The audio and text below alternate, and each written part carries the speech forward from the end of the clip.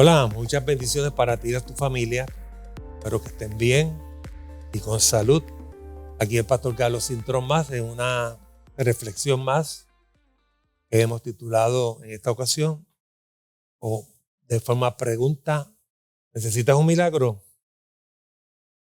Así que espero que esta reflexión te ayude y te enseñe, porque los milagros son para este tiempo, para ti, para mí y para nosotros.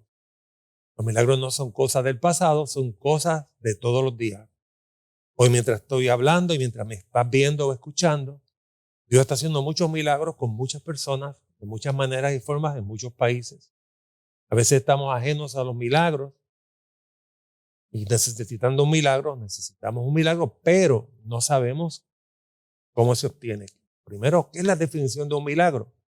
Un acto sobrenatural, un acto que no se rige por las leyes naturales, ni de la ciencia, ni de la química. ¿No? Es algo que no se supone que sucede de forma natural. Es una intervención divina. ¿Y para qué se necesita un milagro? Bueno, ¿quién no ha tenido momentos difíciles, momentos de angustia, momentos de problemas o situaciones y son dolorosos, inesperados, eh, desagradables? Y cuando son prolongados le llamamos crisis. Así que nos ponen en situaciones difíciles y todos necesitamos un milagro. A veces el no tener, el estar enfermo, el de tener escasez, el no progresar, en quedarme estancado, se hace normal en la vida. Necesitamos un milagro, pero como no sucede, pues entonces lo tomamos como que es algo normal y para los hijos de Dios no es lo normal. Lo normal son los milagros. Así que a veces la rutina nos baja de nivel. La situación nos corroe la fe, la expectativa, y no tenemos visión de futuro.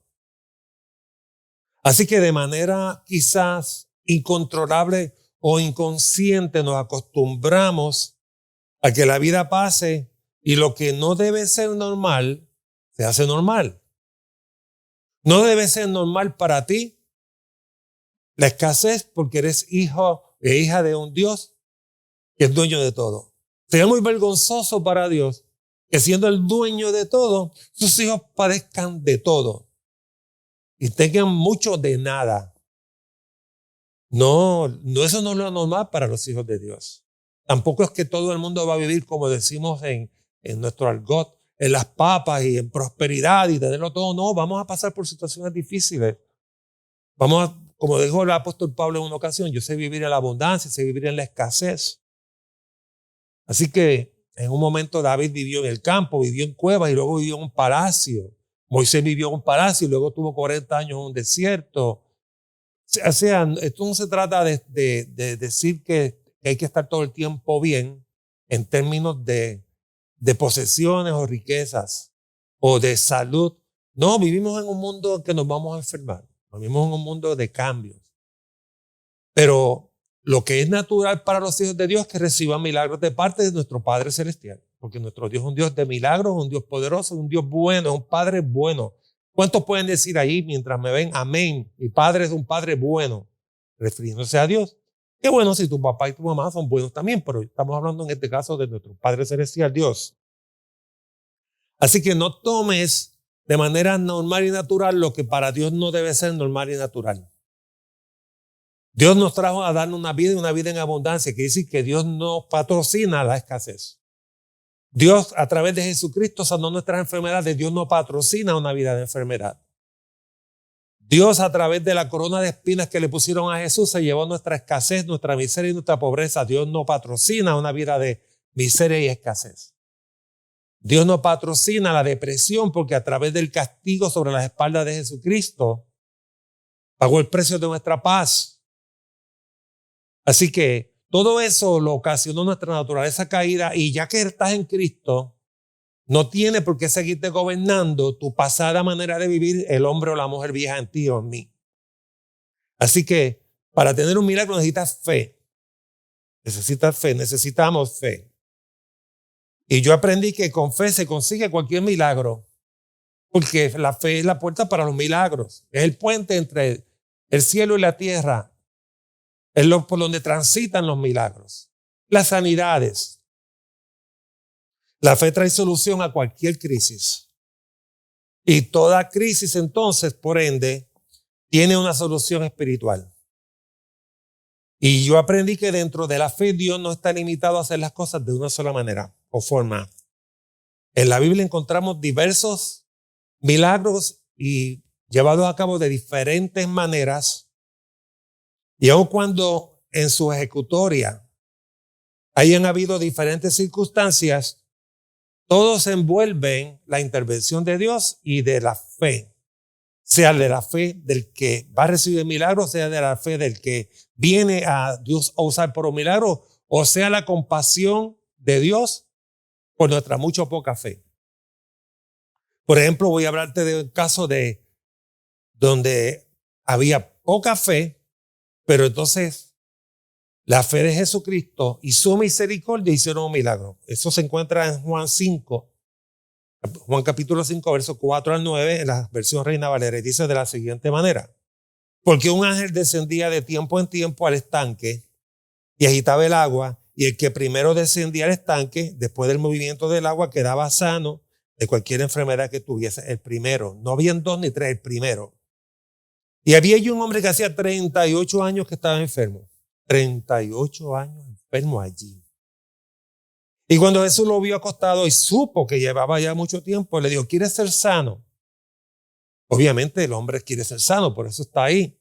Pero la pregunta de Jesús va más bien dirigida: ¿de verdad tú quieres ser sano? Porque llevas 38 años aquí y nunca has hecho mucho para ser el primero. Eso es lo que está intentando Jesús decirle al hombre. Porque Jesús sabía que él quería ser sano. Y él, en vez de decirle sí quiero ser sano, puso una excusa. Hay gente que necesita un milagro, pero no usan fe, usan excusas. Y las excusas no producen milagros. Dígale, las excusas no producen milagros. Le dijo: Señor, le respondió el enfermo, no tengo quien me meta en el estanque cuando se agite el agua. O sea, para yo recibir un milagro necesito de otros. Y entre tanto en que yo voy, otro decía antes que yo, y Jesús lo miró y le dijo: mijo bendito, levántate, toma tu lecho y anda. Y al instante aquel hombre fue sanado y tomó su lecho y anduvo, y era un día de reposo aquel día. Ese individuo llevaba ahí 38 años. Debía tener alguna fe para llegar al estanque. Bueno, si yo voy allí, probablemente me sano. Porque pudo haberse ido a otro lugar de la ciudad. De la ciudad sabían que ese era un lugar donde venía un ángel de tiempo en tiempo, movía el agua y el primero que se metía se sanaba. Así que él tenía un tipo de fe, pero su fe era raquítica. Porque una vez que llegó allí, no tenía ni estrategia ni un plan de acción. Era una fe, entre comillas, muerta, llena de excusas, no tenía visión de futuro. Jesús sí tenía visión de futuro y la usó. Junto a su misericordia le trajo un milagro de sanidad. Esos son un tipo de personas, este hombre representa el tipo de personas que tienen una fe pasiva. Y esa no es la fe que agrada a Dios. Él tenía fe para llegar hasta allí, pero no tenía fe para hacer más nada. Fe sin acción es ilusión. Ya vimos que era un hombre, el anterior, que llevaba 38 años en aquel sitio queriendo ser sano. Llegó al sitio, su fe lo llevó hasta ahí. Pero una vez llegó ahí, su fe fue una fe pasiva, raquítica. Dios no quiere eso para ti. La misericordia y la fe de Jesús sanaron al hombre. Así que si necesitas un milagro, no puedes tener una fe tan pasiva y raquítica. También ocurren milagros por la fe y una acción de parte nuestra. Por ejemplo, veamos en Marcos 5, 25 al 30. Pero una mujer que desde hacía 12 años padecía de flujo de sangre y había sufrido mucho de muchos médicos y gastado todo lo que tenía y nada le había aprovechado, ahora le iba peor. Y cuando oyó hablar de Jesús, vino por detrás entre la multitud y tocó su manto, porque decía: si tocare tan solamente su manto, seré salva. Tenía fe y le puso acción a su fe. Y enseguida la fuente de su sangre se secó y sintió en el cuerpo que estaba sana de aquel azote. Y luego Jesús, conociendo en sí mismo el poder que había salido de él, volviéndose a la multitud, dijo: ¿quién ha tocado mis vestidos? Los discípulos le contestaron: todo el mundo te toca, hay una multitud rodeándote. Pero él dijo: no, es que salió poder de mí. Y más adelante en el verso 34 dice: hija, tu fe te ha hecho salva. Ve en paz y queda sana de tu azote o de tu enfermedad. ¿Qué sanó a la mujer? ¿La fe de Jesús en este caso? No, la fe de ella, porque le puso acción. Una fe sin acción no produce milagros. Ella tenía una crisis de salud por 12 años, trató por todos los medios humanos y económicos de sanarse, ahora le iba peor, quedó sin dinero y siguió enferma. Después, cansada de haber gastado todo, una mujer con un flujo de sangre de 12 años. ¡Wow! Su crisis continuaba y le iba peor. Su calidad de vida era desesperante.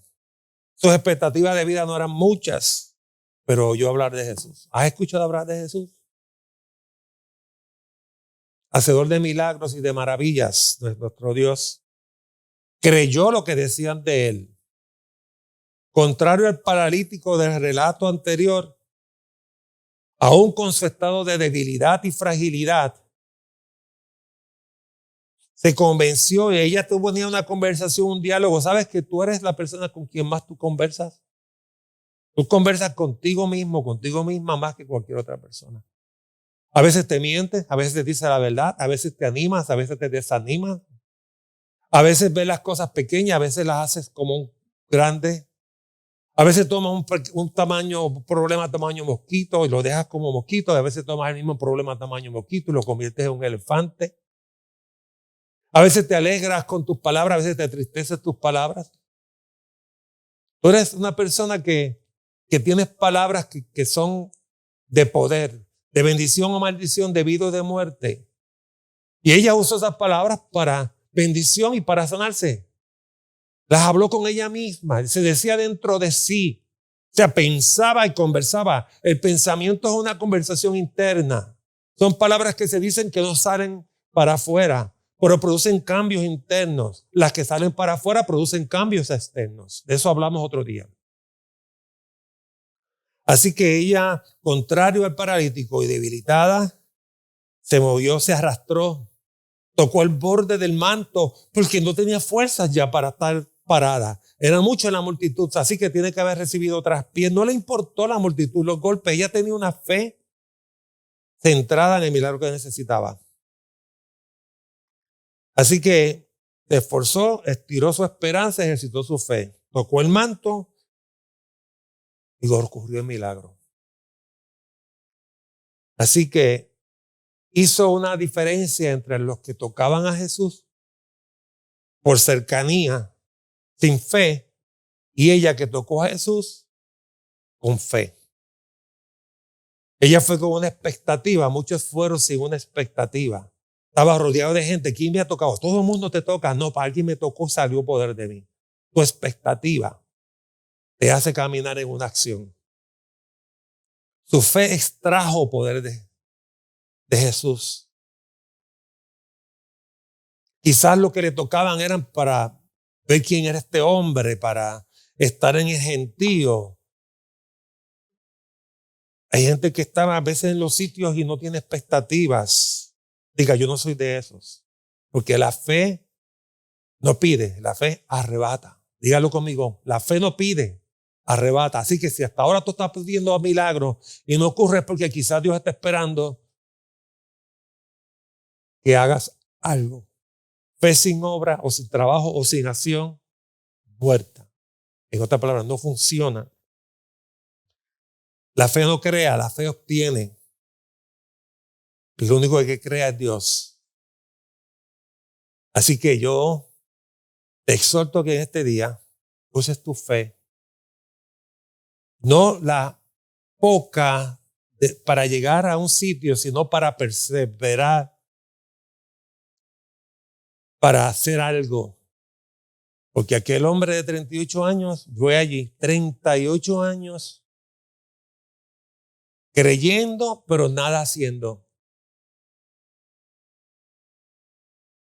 38 años. Y una mujer con 12 años sufriendo, tan pronto tuvo una oportunidad, dijo: Jesús, dicen que sana, si lo tocó, me sano. Y nos dijo: ¿quién me podrá llevar? ¿Quién me podrá arrastrar? ¿Quién me podrá sostener?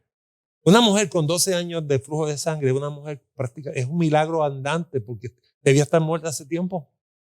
Sin embargo, expuso. Yo no sé en qué situación tú te encuentras hoy. Quizás te estás arrastrando un poco. Quizás crees que ya no puedes más. Sí puedes. Te digo en el nombre de Jesucristo que sí puedes. Sí hay solución para tu vida. Sí hay solución para tu crisis. Sí hay solución. Hay milagros para ti. Pon tu fe, cambia tu vocabulario, cambia tu expectativa. Lee la palabra, ora un rato, da gracias a Dios por tu milagro aunque todavía no haya sucedido. Cree que ya está pasando. Si lo crees, lo puedes obtener. Aleluya. Yo lo creo por ti. Yo lo creo para mí.